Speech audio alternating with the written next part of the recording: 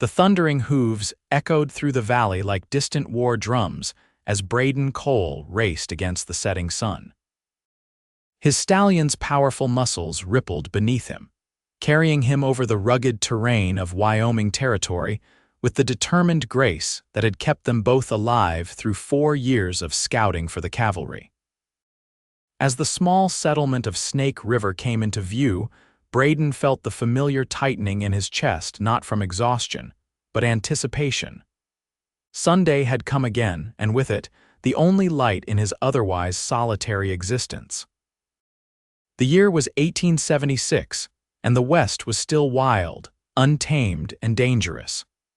But Snake River offered something the rest of the frontier couldn't: a glimpse of heaven in the form of Eliza Vaughn, who would be waiting at the edge of town with her basket and that smile.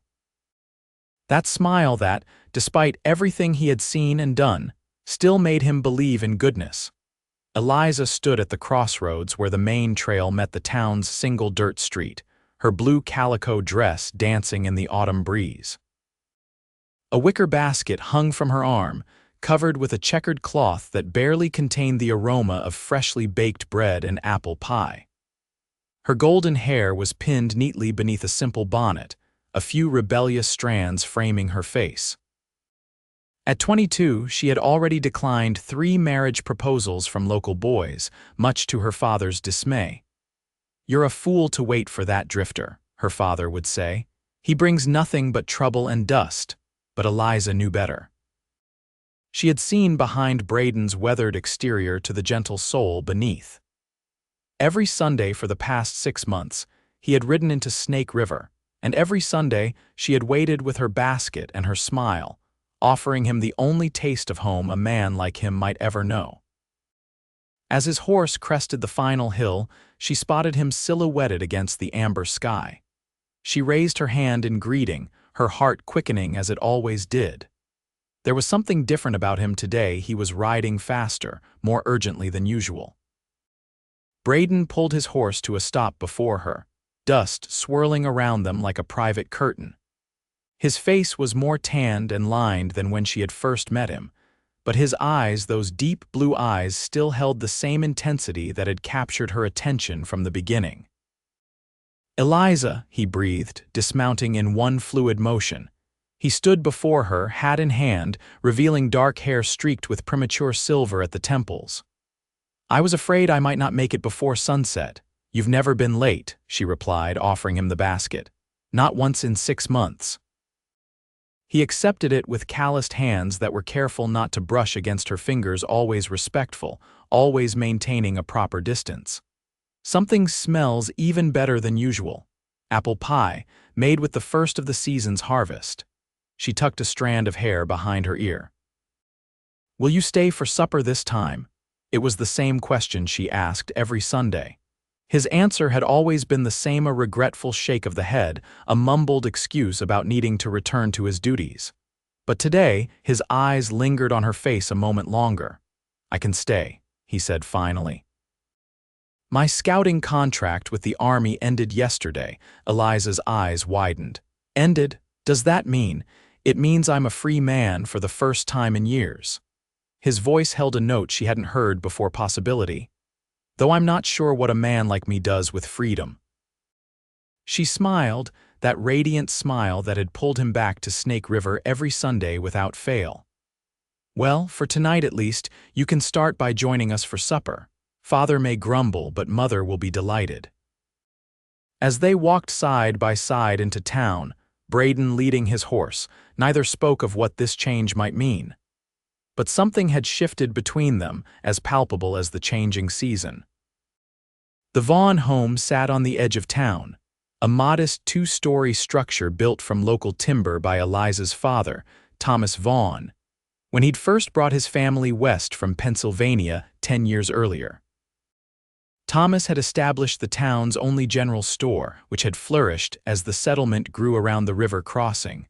Margaret Vaughn, Eliza's mother, greeted them at the door with surprise that quickly transformed into warm hospitality.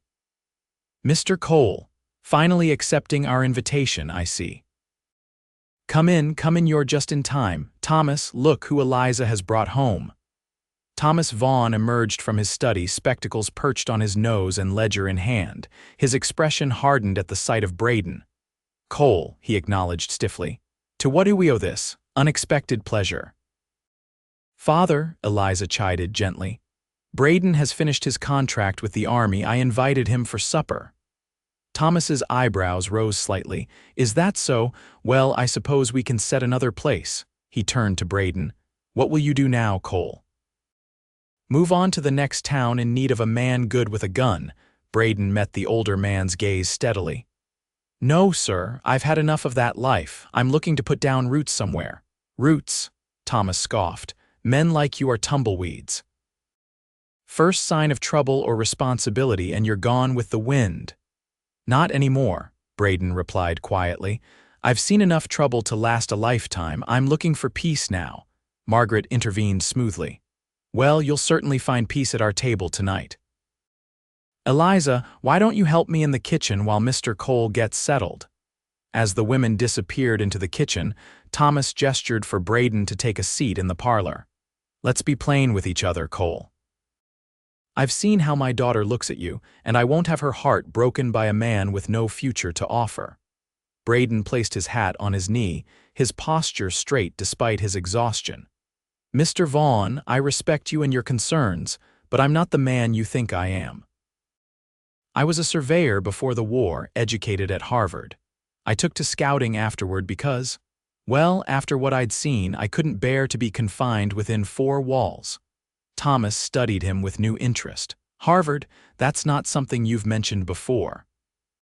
"It wasn't relevant to tracking Comanche war parties," Brayden replied, "but it's relevant now. I've saved most of my army pay over the years. I have enough to start something new."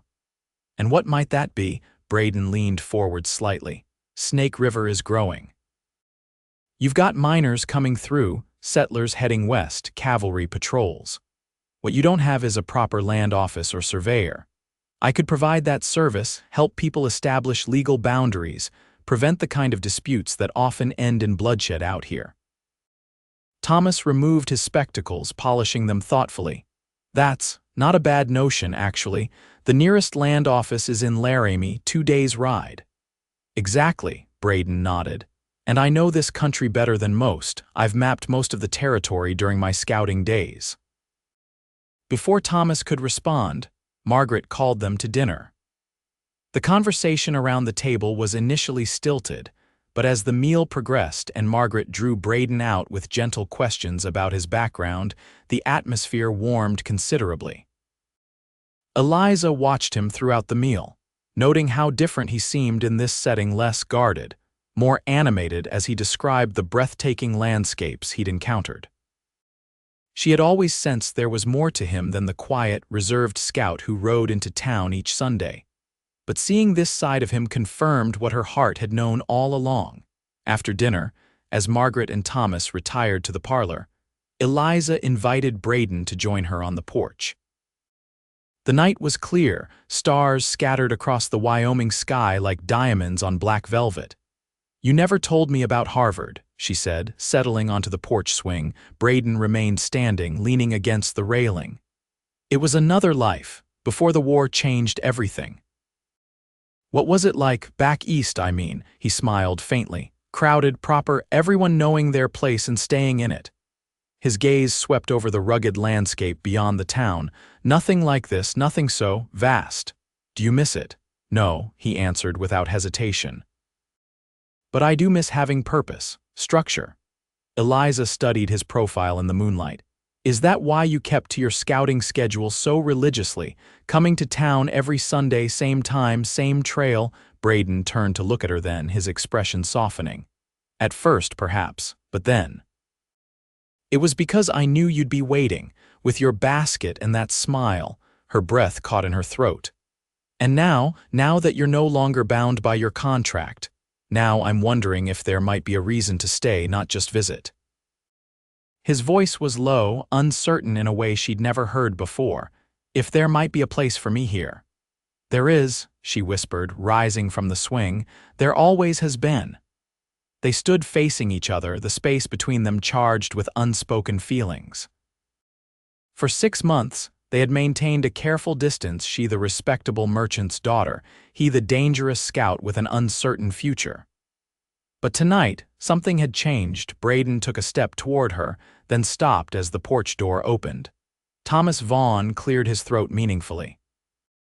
"It's getting late, Cole. Do you have lodgings in town?" "I usually camp outside town, sir." Thomas frowned. "Nonsense. If you're serious about setting up as a surveyor here, you'll need to present a more respectable image. The boarding house has a spare room. I'll speak to Mrs. Hollister about it tomorrow."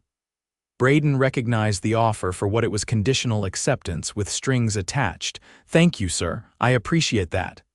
Eliza walked him to his horse, disappointment evident in her posture. "Will you still come on Sundays?" she asked quietly.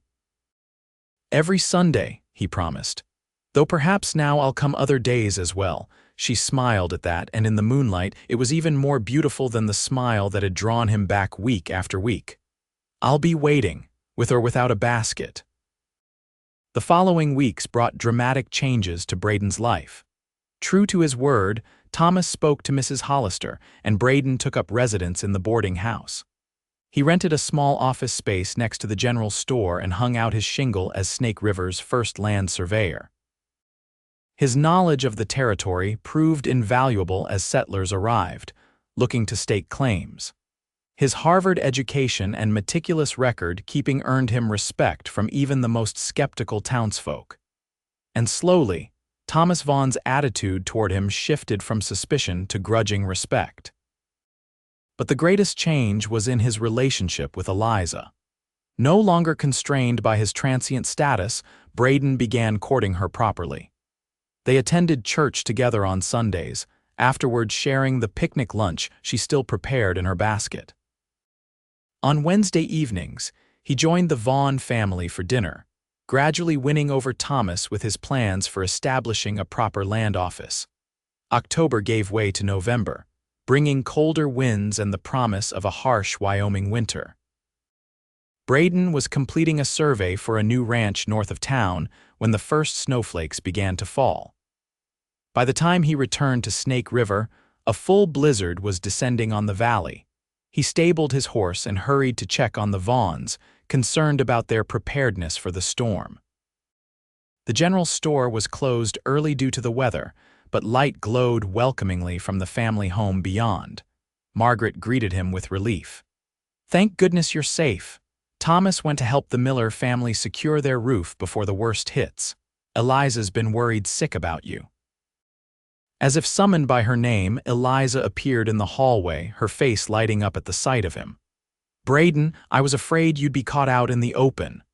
"Almost was," he admitted, stamping snow from his boots. "Storms moving faster than expected."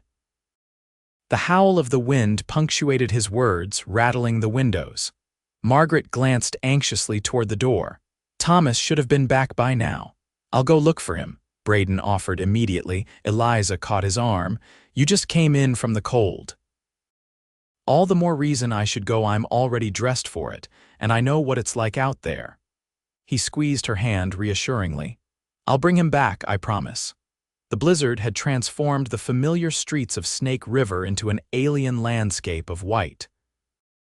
Visibility was poor, the wind driving snow horizontally into Brayden's face as he made his way toward the Miller homestead at the north end of town. He found Thomas and young David Miller struggling to secure a section of roof that had begun to pull away in the wind. Without hesitation, Brayden climbed up to help, his strong hands and cool head making quick work of the emergency repair. "Cole," Thomas shouted over the wind once they were back on solid ground. "What are you doing out in this?" Margaret was worried. Eliza too. He pulled his scarf tighter around his neck. "We should head back now before it gets worse." Thomas nodded grimly. "Davis Miller's not home yet either. Went to check on their cattle this morning." Brayden's expression darkened. Davis Miller was 65, far too old to be caught in a blizzard alone. "Where's his grazing land?" "East Ridge, about 3 miles. Thomas read Brayden's intent immediately. "No, Cole, that's suicide in these conditions." "I've navigated worse," Brayden replied. "Get back to your family." "I'll find Miller." Before Thomas could protest further, Brayden was moving back into the storm, eastward toward the ridge. His years as a scout had taught him how to survive in conditions that would kill most men. But even he knew this blizzard was testing the limits of his experience. For hours, he searched methodically, calling out Davis's name until his voice grew hoarse. The temperature continued to drop as darkness fell, making each step more treacherous than the last. Just as he was beginning to fear the worst, his foot struck something solid beneath the snow Davis Miller's body, half buried and barely conscious. "Hang on, old man," Brayden muttered, hoisting the rancher over his shoulder in a fireman's carry. "Your wife will never forgive me if I bring you back frozen." The return journey was arduous, each step a battle against the wind and cold. Twice they fell, and twice Brayden forced himself back to his feet, the weight of the older man becoming heavier as his own strength waned. His scout training had taught him to follow a straight line even in white-out conditions, using the wind direction as his guide. It was this skill that eventually brought them, more dead than alive, to the outskirts of Snake River. It was Thomas Vaughn who found them.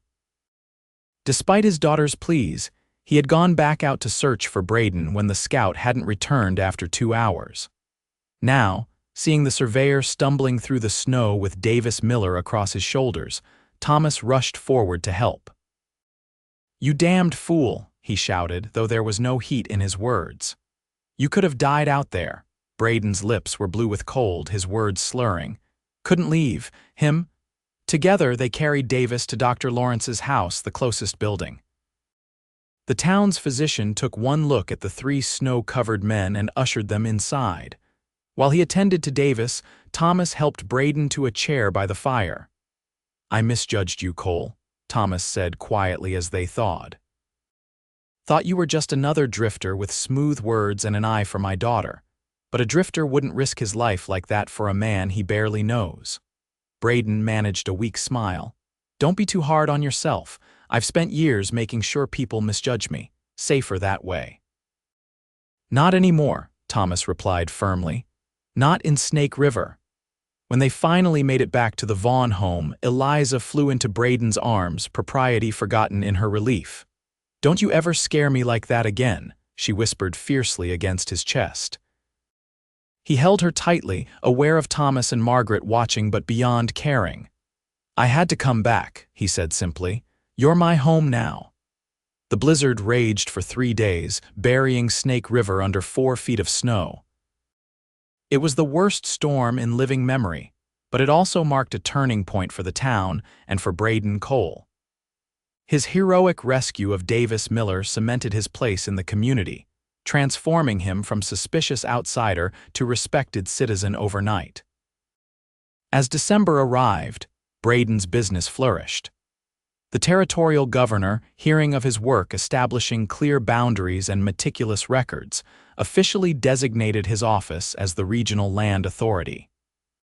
With this new status came stability, and at last, the confidence to approach Thomas Vaughn with the question that had been on his mind since that first dinner.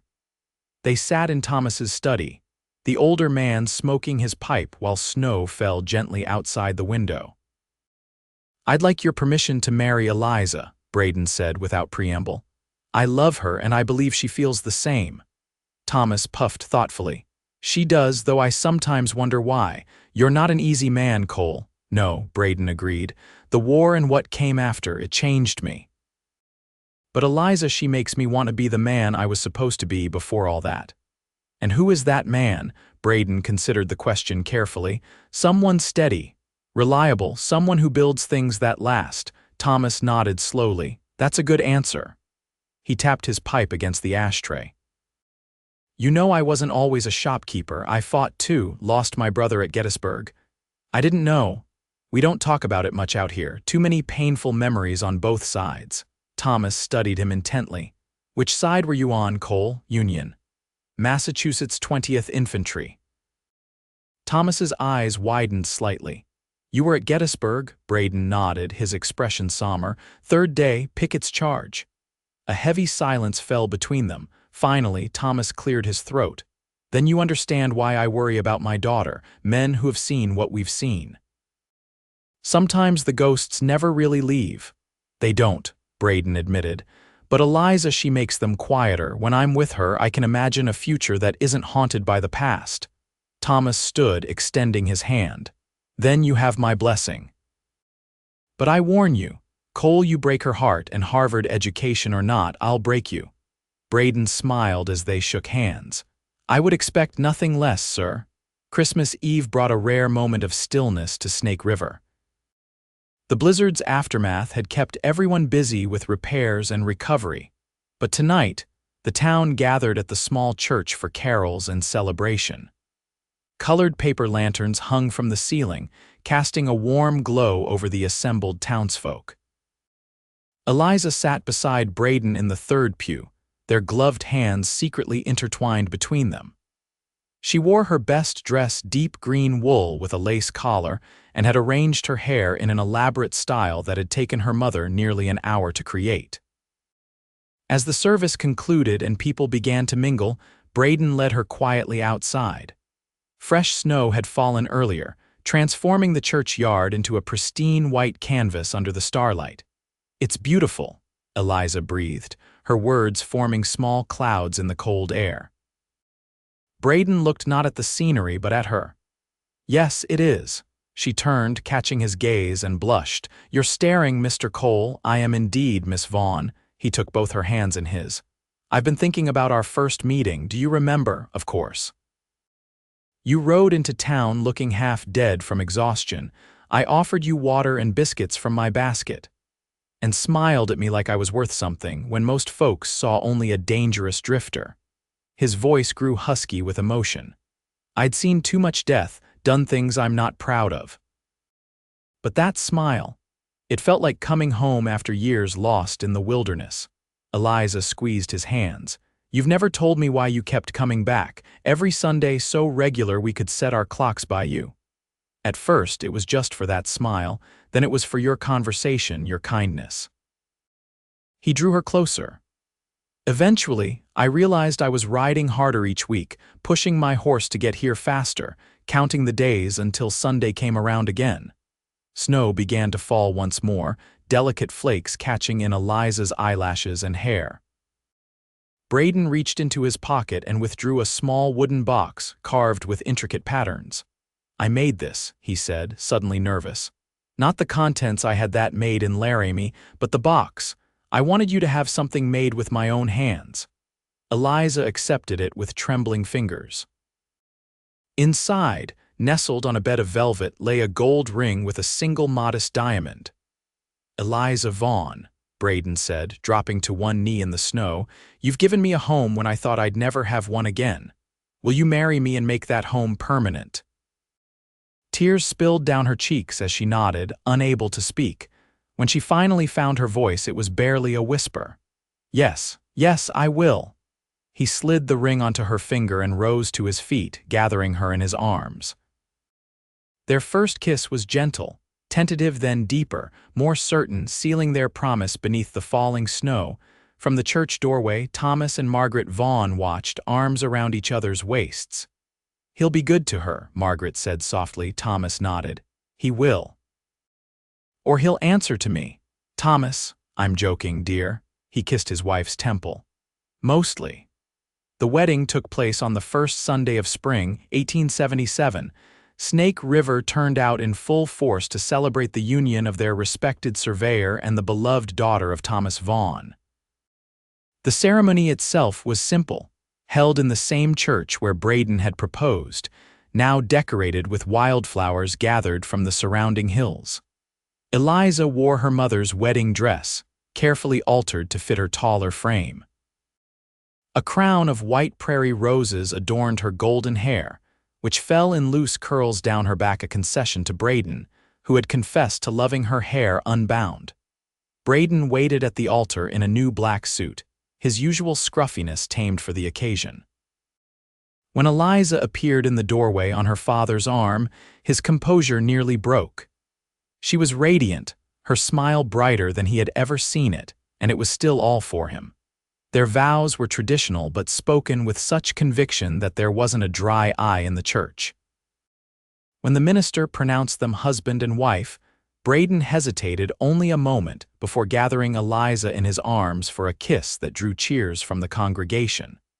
The celebration afterwards spilled from the church yard into the town square. Tables groaned with food contributed by every family in Snake River. A makeshift dance floor was constructed, and Mr. Jenkins, the blacksmith, revealed a surprising talent with the fiddle. As dusk fell, lanterns were lit, casting a golden glow over the festivities. Thomas approached the newlyweds as they rested between dances. "Time for your wedding gift," he announced, handing Brayden an envelope. Inside was a deed to a plot of land just outside town, overlooking the river. "Margaret and I thought you might like to build your own home," Thomas explained. "It's good land, room enough for a house and whatever else you might need in the coming years." Eliza embraced her father tearfully while Brayden struggled to find words. "This is too generous," he managed finally. Thomas clapped him on the shoulder. "Just make her happy, Cole. That's all the repayment I need." As the celebration continued around them, Brayden drew Eliza away from the crowd, toward the edge of town where they could see the stars emerging. "Mrs. Cole," he said, testing the sound of her new name, "do you know what today is besides our wedding day?" She tilted her head curiously. "Sunday." "Exactly. 1 year ago today, I rode into Snake River for the first time and found you waiting with your basket and that smile that changed everything." He traced the curve of her cheek with his fingertips. "I've spent my whole life wandering, Eliza. But I swear to you, I've found where I belong." She leaned into his touch, her eyes reflecting the first stars of evening. "And I'll be waiting for you, Brayden Cole, not just on Sundays now, but every day for the rest of our lives." In the years that followed, Snake River grew from a small settlement into a proper town. The railroad came through in 1880, bringing new prosperity and opportunities. Thomas Vaughn expanded his store to include a bank, with Brayden serving on the board of directors. Together, they helped guide the town's development with a vision for sustainable growth that preserved its character. Brayden and Eliza built their home on the land. Thomas had given them a sturdy 2-story house with a wide porch facing the mountains. Brayden's land office occupied a wing of the ground floor, allowing him to work from home when weather was poor. Their first child, a son they named William Thomas Cole, arrived in the spring of 1878, followed by twin daughters, Sarah and Rebecca, in 1880. Their family was completed in 1883 with the birth of another boy, James. Their home rang with children's laughter and the steady rhythm of a life built on love and commitment. Despite his responsibilities and growing family, Brayden maintained one tradition that had begun in those early days. Every Sunday, regardless of weather or circumstances, he would saddle his horse and ride to the edge of their property, where Eliza would be waiting with a basket of food and that same radiant smile that had first captured his heart. It became a private ritual, a few stolen hours when they would ride together to their favorite spot by the river, picnic, and reconnect as the people they had been before becoming parents and prominent citizens. Sometimes they talked of the future, planning for their children's education or discussing town affairs. Other times they simply sat in comfortable silence, Eliza's head resting on Brayden's shoulder as they watched the river flow past. On one such Sunday, 15 years after their wedding, as they sat beneath the cottonwood tree that had witnessed so many of their conversations, Eliza asked, "Do you ever miss it, the freedom of your scouting days?" Brayden considered the question, his gaze traveling over the valley that had become his home. In the distance, he could see smoke rising from their chimney, could imagine their children playing in the yard under Margaret's watchful eye. "I thought I would," he admitted. "I spent so many years defining myself by my ability to move, to never be tied down." He took her hand, running his thumb over the simple gold band that had replaced her engagement ring when she'd begun her work at the school. "But I've discovered something, Eliza Cole." "What's that?" True freedom isn't about the ability to leave. It's about finding the place and the person that makes staying the easiest choice in the world. He kissed her hand, then her lips, with the same reverence he'd shown that snowy Christmas Eve when he'd asked her to be his wife. As the sun began its descent behind the mountains, casting long shadows across the valley, they packed up their basket and mounted their horses for the short ride home. Their children would be waiting, their life together continuing in all its beautiful complexity. Brayden glanced at his wife, her profile gilded by the fading light. "You know, you still have the same smile that caught my eye that first day, the one that feels like home." Eliza laughed, the sound carrying across the open land. "And you still notice it after all these years." "That's why I keep smiling." Side by side, they rode back toward the life they'd built together, the surveyor who had finally found his true north, and the woman whose steadfast heart had shown him the way home.